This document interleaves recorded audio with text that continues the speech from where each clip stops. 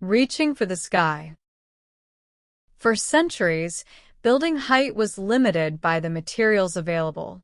Structures relied on thick stone walls to support their weight, meaning taller buildings became impractical and expensive. However, the late 19th century witnessed a revolution in construction with a widespread adoption of steel. While not the first use of metal in buildings, the development of the Bessemer process allowed for mass production of affordable steel, paving the way for what would become the skyscraper. The Home Insurance Building in Chicago, completed 1885, is generally considered the first true skyscraper because it utilized a steel frame to support its 10 stories, a significant departure from load-bearing masonry walls. This innovation meant buildings could be much taller and lighter, opening up possibilities previously unimaginable. The early skyscrapers of Chicago and New York City weren't just about height, they were also about efficiency. The invention of the electric elevator by Elisha Otis in 1853 was crucial. Without a reliable way to transport people vertically, tall buildings would have been unusable. Furthermore, fireproofing became paramount as steel structures were vulnerable to heat. Techniques like encasing steel beams in terracotta and eventually concrete helped address this concern. This period, roughly from the 1890s to the 1930s, saw a race to the sky with iconic buildings like the Manhattan Building, 1891, and the Woolworth Building, 1913, pushing height boundaries and establishing architectural styles characterized by ornate detailing and classical influences.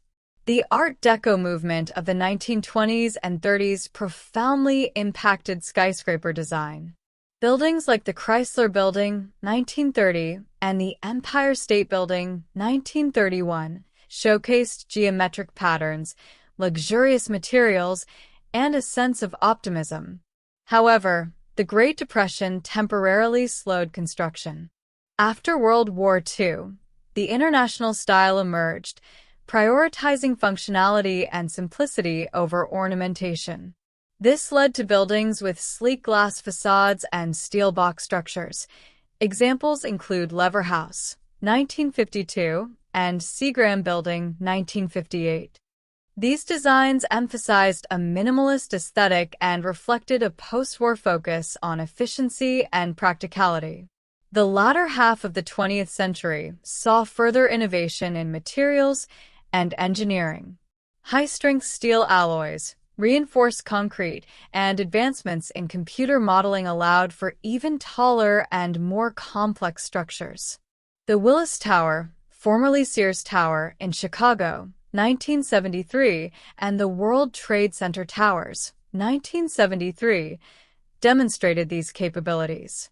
Furthermore, architects began experimenting with different shapes and forms, moving away from purely rectangular designs. This period also saw a growing awareness of environmental concerns, leading to early attempts at energy-efficient building practices. Today's skyscrapers are marvels of engineering and sustainability.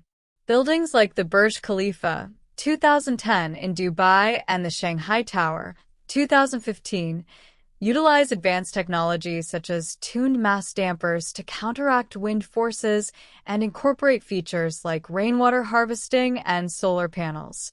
The focus is not just on height, but also on creating environmentally responsible structures that integrate seamlessly with their surroundings. The history of skyscrapers demonstrates a continuous pursuit of innovation, from overcoming material limitations to embracing sustainable practices, shaping the skylines of cities around the world.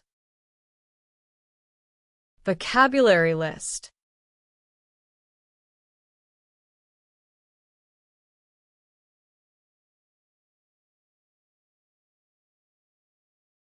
Questions.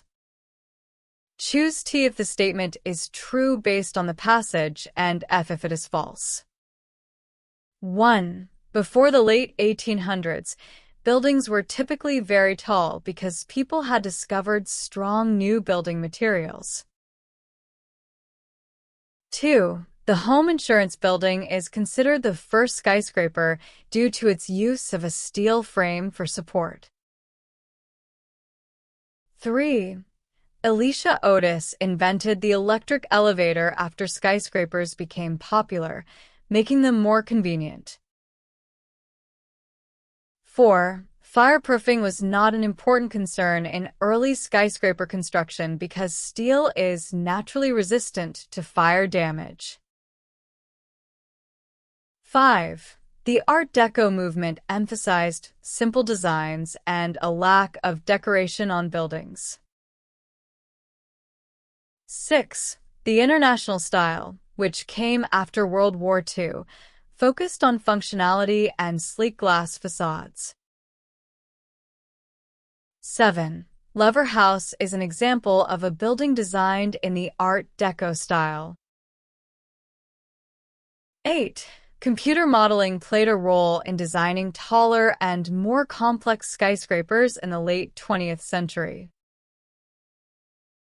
9. The World Trade Center towers were known for their unusual, non-rectangular shapes.